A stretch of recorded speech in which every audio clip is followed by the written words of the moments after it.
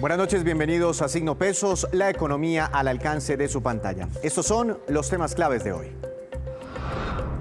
Llegó el gran día. En pocas horas el gobierno inaugurará el túnel de la línea, considerado la obra de ingeniería más importante en el último siglo aquí en nuestro país. ¿Cuáles son los beneficios de esta mega obra? Lo analizaremos con la vocera de los transportadores de carga.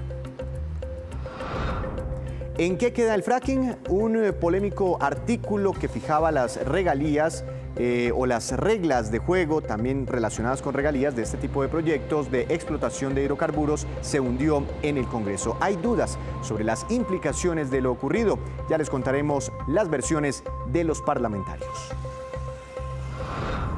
Se recuperó la venta de seguros. Durante el primer semestre de este año, la emisión de primas superó un poco a las registradas en el mismo periodo del año pasado. ¿Qué tipos de seguros están comprando más los colombianos? Hablaremos con un experto de esta industria.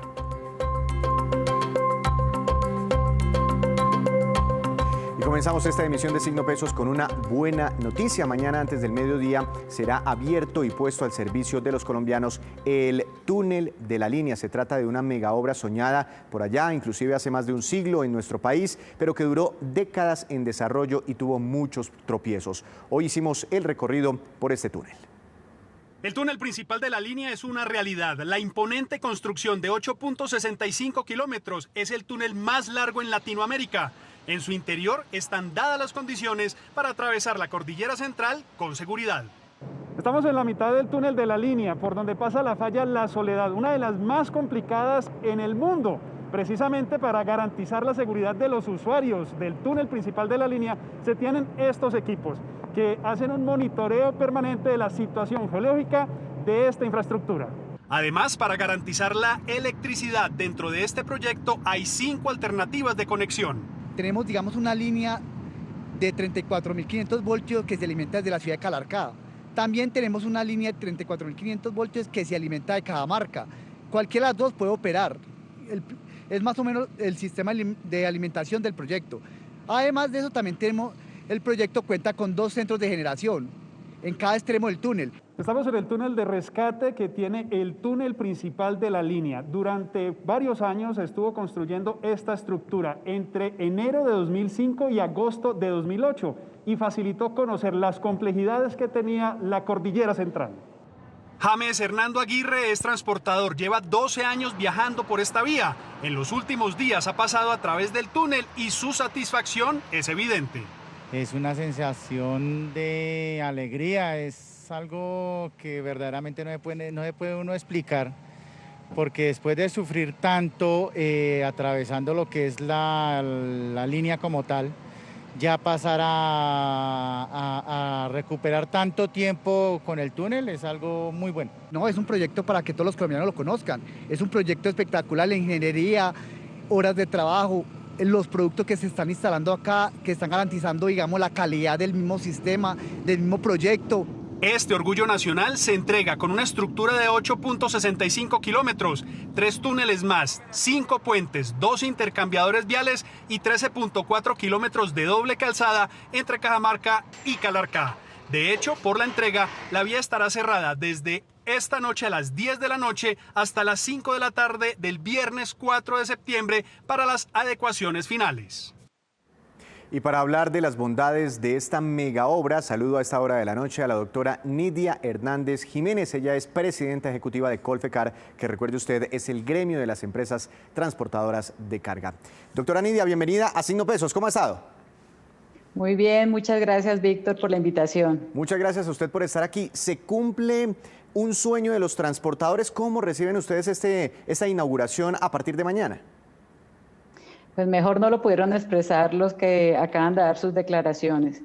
La verdad que es una felicidad muy grande y es una emoción ver por fin hecho realidad un sueño para nuestro sector de transporte de carga, porque realmente pues son los que más utilizan la vía y son los que más, digamos, lo venían como sufriendo, porque realmente pasar el alto de la línea realmente era muy tortuoso para los vehículos de gran tamaño y de gran longitud. Así que para nosotros felices, muy felices. Es una obra, como lo veíamos, de más de 8 kilómetros y bueno, de unas dimensiones impresionantes, pero ¿qué beneficios trae para ustedes los transportadores en términos de aumentar la velocidad, de disminuir los riesgos, de costos, por ejemplo? Bueno, sobre los costos, lo primero que te puedo contar es que recibimos con mucho agrado el anuncio de Invías en que van a mantener el precio de los peajes estable, por lo menos durante lo que dure la emergencia sanitaria. Y eso realmente es un gran alivio para nosotros. En temas de tiempos y kilómetros sí va a haber una reducción importante. Se prevé que va a haber una reducción de 21 kilómetros y en temas de tiempo vamos a ahorrarnos casi 50 minutos. 50 minutos, se dice que por ahí pueden, por la línea, por esa vía, movilizarse más de, no sé, tal vez 2.000 vehículos de carga diariamente. ¿Qué sectores, digamos, podrían ser los mayores beneficiados con la apertura del túnel de la línea? ¿Por ahí se mueve qué tipo de mercancías? Yo creo que se van a ver beneficiados muchos tipos de sectores, principalmente todo lo que viene de carga de importación, que viene desde Buenaventura, cargas que vienen también desde Ecuador, todas las cargas que van o vienen hacia el eje cafetero. Y pues claramente yo pienso que en el tema del turismo también se va a ver muy beneficiado porque claramente los viajes se van a hacer mucho más cortos, mucho más eficientes. Entiendo. ¿Qué opinan ustedes de que el túnel sea habilitado solo en un sentido?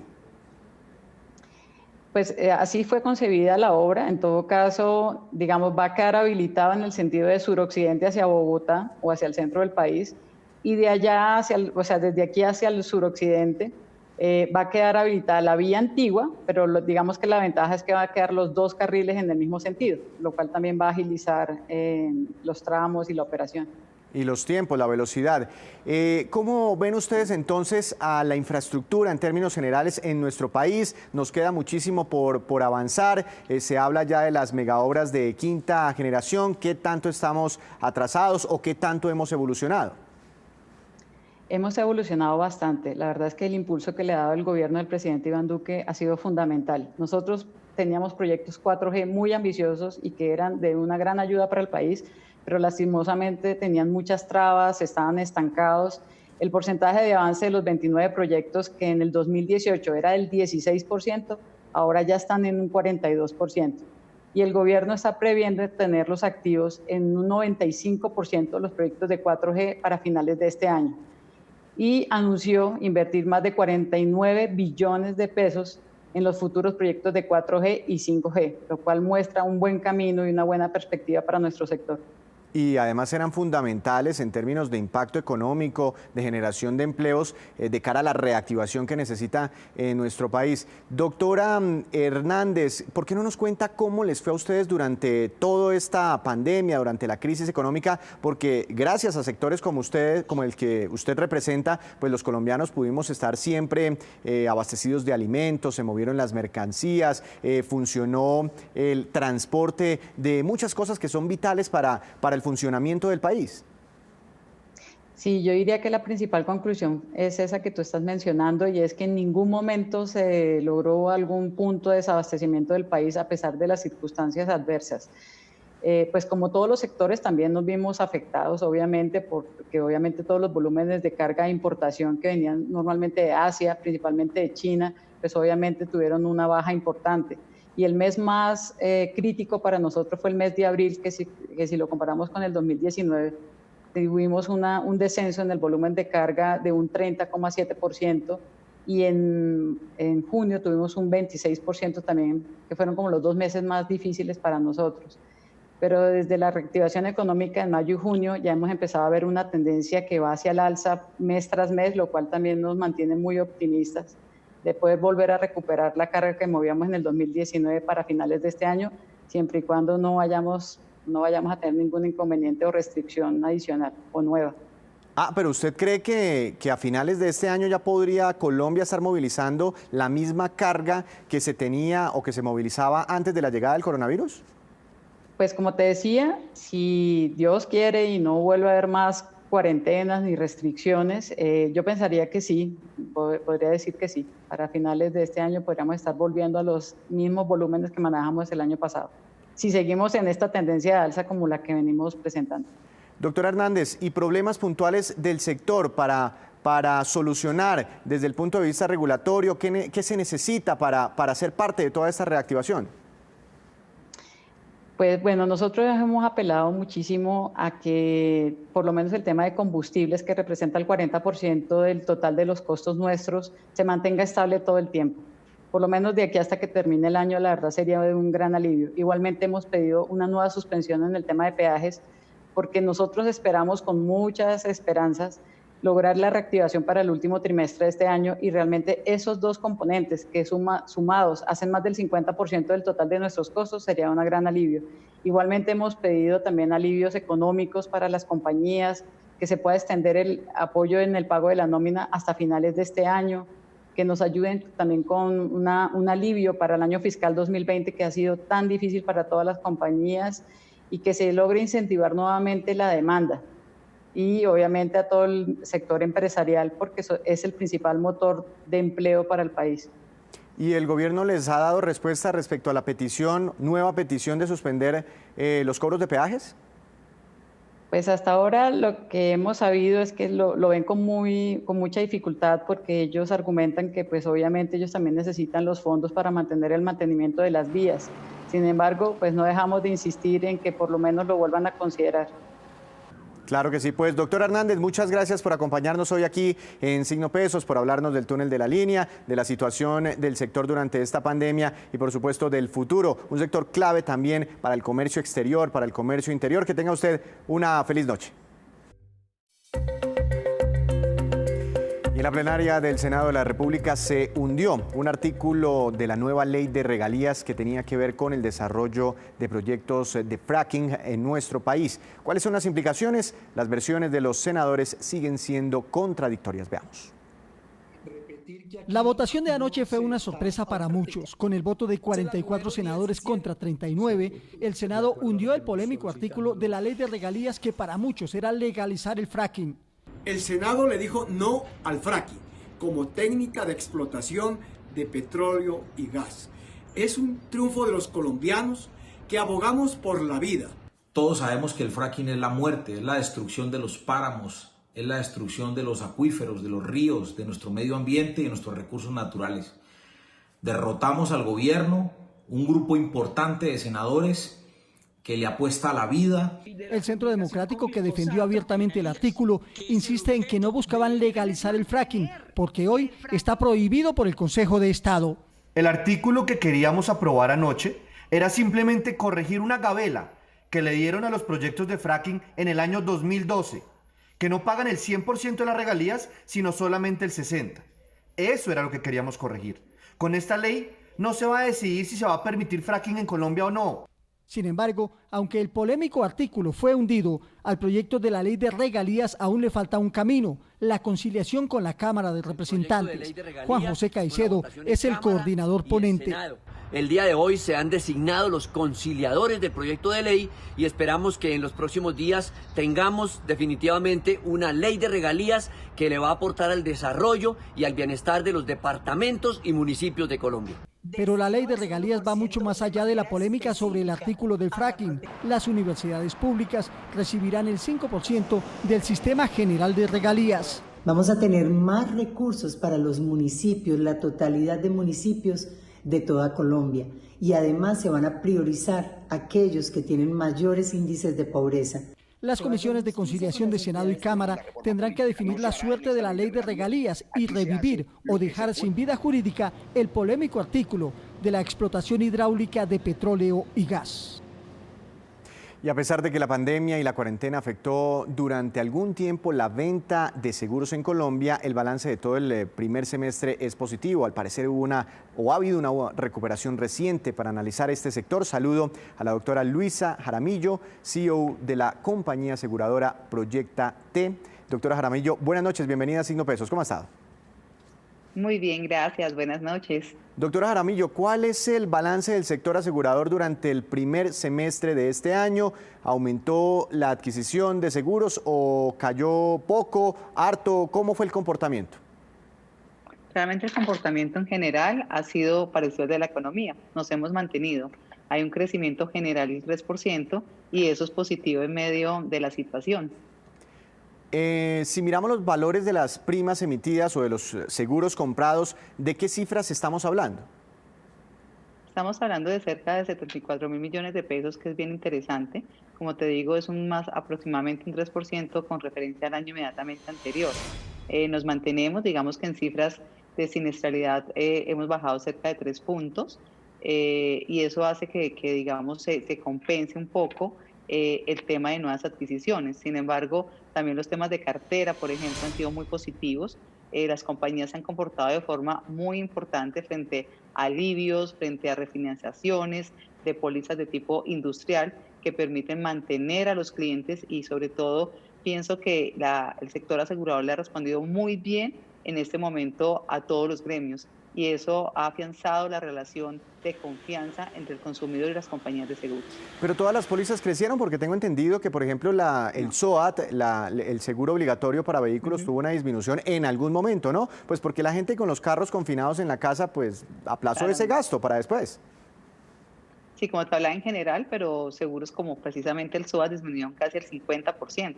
Ya en julio estamos viendo un comportamiento diferente, ya obviamente se vuelve como a activar un poco el proceso y ahorita en agosto estamos esperando las últimas cifras, pero claramente el SOAT ya empieza otra vez, pero cayó casi en un 50%, igual que el de automóviles, ¿no? Pero en automóviles te pongo un dato bien curioso y bien interesante. Muchas compañías de autos devolvieron primas por la no usabilidad. Eso también generó un impacto positivo en el consumidor referente a los seguros de automóviles, por ejemplo. Diferente ocurrió en la parte de salud. Salud tiene un crecimiento frente obviamente a la situación, hay más sensibilidad. Igual pasó con los seguros de vida y de acumulación. También tuvieron un crecimiento superior al de generales y la combinación que te hablaba fue lo que dio el 3, pero sin duda los temas de autos y SOAT sí bajaron de una forma significativa. Doctora Jaramillo, ¿y cuáles son los seguros más adquiridos por los colombianos? Hoy por hoy, salud es el único gremio que ha crecido de forma significativa. Esto tanto en pólizas prepagadas como en pólizas de salud como tal. La diferencia realmente entre las dos es por coberturas, pero ambos han crecido, así también como lo que tienen las obligatorias, tienen un upgrade de seguros que también ha crecido. Las personas están muy sensibilizadas, no solamente frente a la situación actual, sino a lo que viene posterior en tratamientos y demás. ¿Qué tanto aseguran los colombianos su vida frente a otros países, por ejemplo? No, esa parte sí todavía tenemos todo un terreno por mejorar. En la parte, realmente estamos en un 3% en vida en todo el sector en Colombia y esto incluye banca seguros. Frente a países desarrollados, pues estamos con una brecha gigantesca aún. Pero justamente en este momento, en el tema de búsquedas en Internet, fue el sector que más incrementó sus búsquedas. Estamos hablando de casi 6.000, 2.000 más que el mes inmediatamente anterior en 2019. Esto muestra una sensibilidad muy grande del consumidor colombiano frente a lo que es la vida, lo que es la protección de su familia, qué va a pasar si no estoy, qué va a pasar si fallezco. O sea, realmente la sensibilidad ha aumentado y no solamente frente al tema de perder la vida o quedar incapacitado, sino también frente a las ausencias financieras que pueden haber ante la pérdida de empleo, ante una pandemia que se repita a futuro. Entonces, ¿qué he hecho yo para acumular? Hay, digamos que una disposición muy interesante del consumidor colombiano hoy para poder tener una acumulación. Y los productos de vida individual en Colombia se han vuelto más sofisticados. Ya no son lo que conocíamos hace unos 15, 20 años. A nosotros nos protegen, pero además que nos protegen, vamos haciendo acumulaciones que nos permiten nuestra pensión, nuestro retiro, nuestra educación. Y hoy día el consumidor colombiano está muy sensible, dado la situación que estamos pasando. Muchas personas a veces se incomodan cuando las compañías aseguradoras pues llaman y llaman, ¿no? Para, por ejemplo, ofrecer seguros por desempleo, que tengo entendido no tiene una alta penetración en Colombia. Pero mire lo que ocurrió, llegó la pandemia, 5 millones de personas perdieron su trabajo. ¿Qué tan fuerte es ese seguro? Y si a raíz de todo lo que ha sucedido, pues ha aumentado como el interés de las personas puntualmente por esa póliza. Mira que el seguro de desempleo, cuando llegaron compañías extranjeras con pólizas muy potentes para el mercado, casi que las regalaban, porque la gente no decía, eso no lo pagan, eso no funciona, y fue una de las pólizas que más ha ayudado a los colombianos hoy por hoy. Y la sensibilidad obviamente se disparó, pero también digamos que ya hoy por hoy hay más limitaciones en las coberturas, porque inicialmente era mucho más abierto cuando estaban promocionando en las primeras instancias.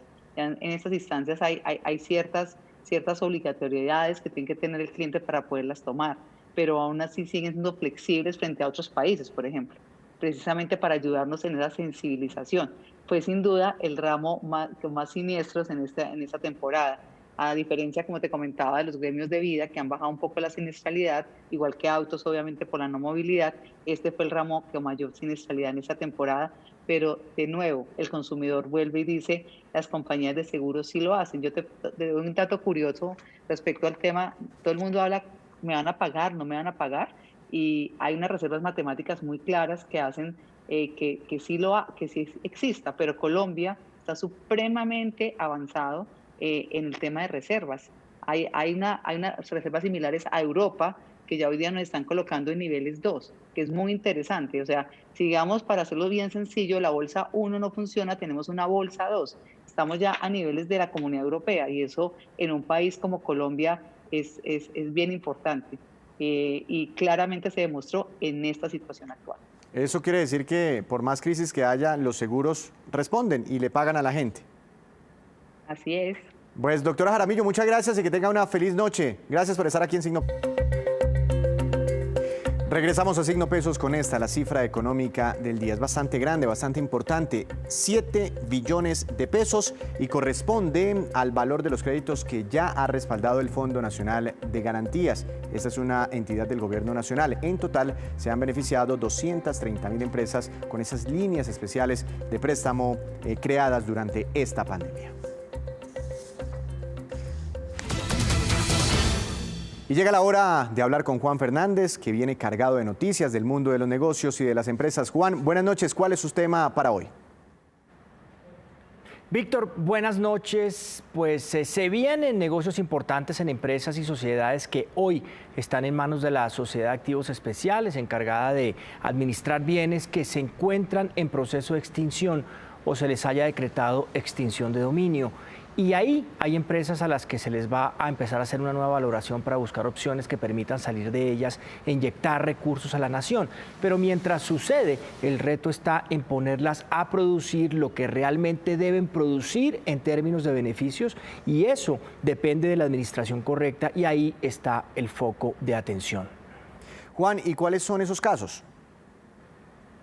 Sí, mire, los casos de esos negocios que se vienen, hay varios. Por ejemplo, está el de Drogas La Rebaja, y cuya marca y establecimientos de comercio es explotada por Coopservir.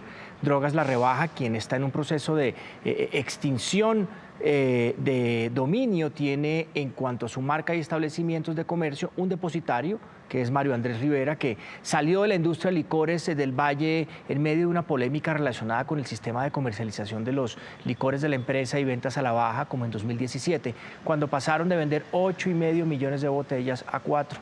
Si bien fue nombrado como depositario bajo la administración pasada de la SAE, a medida que las utilidades de la cadena de droguerías caen, su valoración hace lo mismo. Pero hay temas que sorprenden y pegan al negocio. En 2016 vendió 1.1 billones de pesos y tuvo utilidades por casi 30.000 millones. El año pasado, con más puntos de venta, más de 1.000, vendió los mismos 1.1 billones y la utilidad apenas llegó a 6.000 millones de pesos, sumándole también una serie de donaciones a fundaciones con vínculos con la misma cooperativa. Llegó a estar entre las 100 empresas más grandes de Colombia en ventas, pero perdió esa posición hace rato. Las ventas bajan a ritmos altos por año y competidores como Cruz Verde, por ejemplo, ya los dejaron atrás. Esta última vende 2 billones de pesos y sus utilidades suman unos 43.000 millones de pesos con 293 puntos, no los más de 1.000 de La Rebaja. Hay otro caso, el de Dromayor, por ejemplo, que vende 800.000 millones y las utilidades utilidades llegaron a unos 30.000 millones y también pues al final surge la pregunta si una compañía que factura más de 1 billón de pesos, bien manejada, da 6.000 millones de pesos de utilidad o realmente los resultados están atados a buscar una menor valoración de la compañía. Juan, ¿y hay más casos que demuestren la necesidad de una buena administración?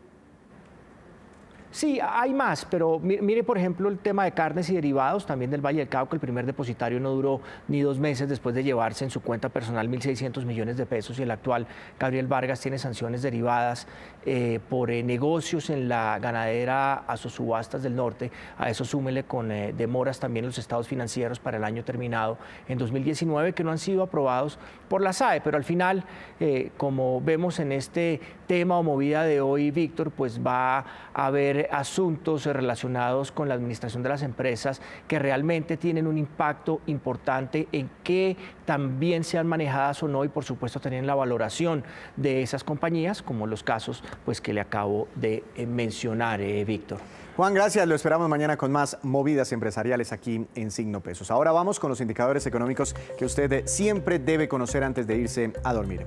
¿Qué sucedió con el dólar? La tasa representativa del mercado que regirá mañana será de 3.653 pesos con 23 centavos. El dólar cayó apenas 47 centavos. El petróleo de referencia Brent para nuestro país bajó 0,92%, se ubicó en $44 con 2 centavos por barril. El precio interno del café colombiano subió y quedó en promedio a 1.198.000 pesos por carga en promedio para mañana en las principales cooperativas del país. El índice Colcap de la Bolsa de Valores de Colombia bajó 0,90%. La acción que más subió fue la de Avianca con una ganancia del 7% y la que más bajó fue la acción del Banco de Bogotá que tuvo un retroceso de 3,42%. Antes de despedirnos, los dejo con el siguiente dato. La compañía TransUnion realizó un nuevo estudio entre los colombianos para medir en qué planean gastar el dinero en las próximas semanas. Estas son las respuestas. 43% usará una parte en mejoras de su hogar, 37% en pagar educación de la familia y 36% destinarán todo o parte para cancelar sus obligaciones con los bancos. Así terminamos por hoy, pero los esperamos mañana con una nueva emisión y con toda la información económica que usted necesita saber. Esto es Signo Pesos, la economía al alcance de su pantalla. Que tenga una feliz noche.